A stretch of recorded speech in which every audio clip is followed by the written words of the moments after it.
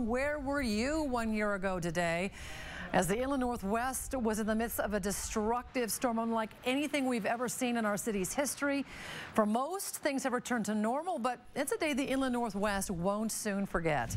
KXLY4's Drew Reeves working for you with a look back at this historic day and the aftermath that followed. Drew?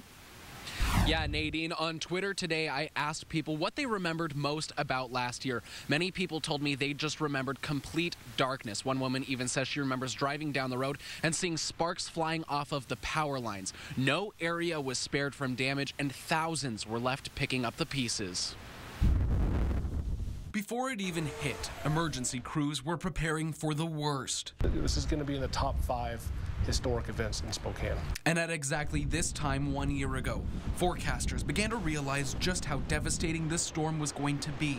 In Spokane, that 71-mile-per-hour gust is a record. Throughout the night, the damage apparent to all. We've been out here at Spokane watching this roof behind me just kind of keep peeling further and further back. We still hear the constant echoes of ambulances, police cars, fire trucks responding calls for service. The high winds killed 2 people and tens of thousands were left in the dark, unsure for how long. Nadine, it is so eerie being out in the middle of a neighborhood and not having a single light other than the one that we are providing. Originally, Avista expected it would take 3 to 5 days for power to be restored, but as that timeline approached, it was clear it would take much longer. You can see that there are workers actually out here right now putting in long hours.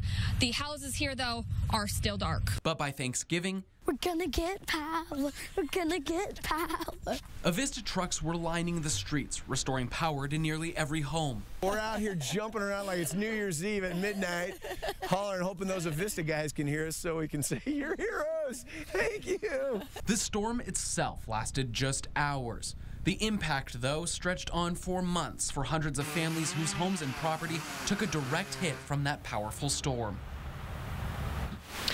And cleanup from the windstorm took months, but it also spawned the hashtag #InlandStrong, reminding our community that we can make it through just about anything as long as we work together. Reporting in Spokane, Drew Reeves, KXLY4 News.